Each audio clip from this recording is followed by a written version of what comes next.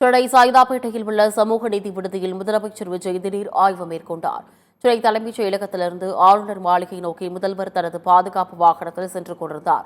அப்போது முன்னறிவிப்பு இன்றி சைதாப்பேட்டை MC ராஜா சமூக நீதி விடுதியில் ஆய்வு செய்தார்.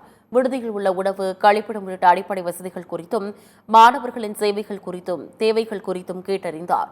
முதல்வரிடம் குடிநீர், சுகாதாரம் உள்ளிட்ட பல்வேறு வசதிகள் குறித்து மாணவர்கள் கோரிக்கை வைத்தனர். மாணவர்களின் கோரிக்கைகளை கேட்டறிந்த முதல்வர் விரைவாக அவற்றை நிறைவேற்ற நடவடிக்கை எடுக்கப்படும் என்று தெரிவித்தார். ஏகப்பட்ட குறைகள் வந்து எக்கச்சக்கமா இருந்துகிட்டே தான் இருக்கு. சாப்பாடு போன வருஷம் புழுவும், பூச்சி, வண்டு மட்டும் தான் சாப்பிட்டுக்கிட்டு இருந்தோம். ஊழியர்கள் வந்து மாணவர்கள்ட்ட இழிவா பேசுறது, சில மாணவர்கள் ஹாஸ்டல் விட்டே போறேன் அந்த அளவுக்கு வந்து மாணவர்களுக்கு அழுத்தம் கொடுக்கறது, சில விஷயம் தெரியலன்னா மாணவர்களுக்கு எடுத்து கொடுக்கணும். ஒரு காப்பாளருக்கு அதுதான் வந்து ஒரு அழகு. ஆனா அந்த மாதிரி ஒரு அழகு இருக்குமான்னு சொல்லி கேட்டீங்கன்னா கண்டிப்பா கிடையாது.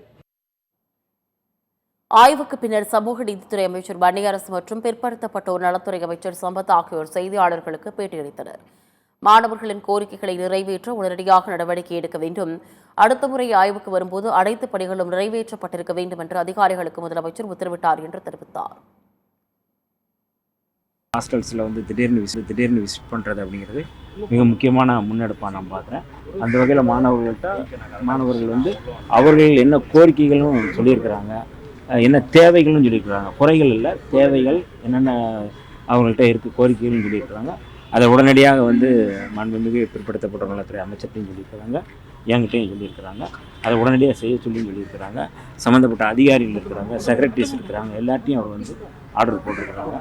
அடுத்த முறை அவங்களுடைய தேவைகள் பூர்த்தி செய்யப்படும் அப்படின்னு சொல்லியிருக்கிறாங்க. முதலமைச்சரின் ஆய்வு குறித்து பேசிய விடுதி மாணவர்கள் தங்களது கோரிக்கைகளை பொறுமையாக கேட்டு நடவடிக்கை எடுப்பதாக முதல்வர் உறுதியளித்ததாக தெரிவித்தார். பல கோரிக்கைகளை டிமாண்டை வந்து நம்ம பட்டியலிட்டார். உடனே முதலமைச்சர் என்ன பேசினாரு, இதை நாங்கள் வந்து பரிசீலனை பண்ணுறோம், ரெக்டிஃபை பண்ணுறோம். சமூக நீதித்துறை அமைச்சர் வன்னியரசு அவர் எந்த கல்லூரியில் படிக்கிறீங்க, எங்கே படிக்கிறீங்க, அதெல்லாம் வந்து கேட்டு இருந்தார்.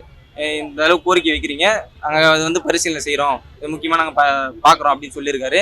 ஒரு முதல்வர் வந்து ஆதிராவிடர் நலத்துறையில் இருக்கிற சமூக நீதி விடுதியில் மாணவர்களோட பிரச்சனையை வந்து கேட்டு தெரிஞ்சுக்கணும், மாணவர்கள் எப்படி இருக்காங்க, விடுதி எப்படி எந்த நிலைமையில இருக்குன்னு சொல்லி ஆய்வு பண்ணுன்றது வரவேற்கத்தக்கக்கூடியதுதான்.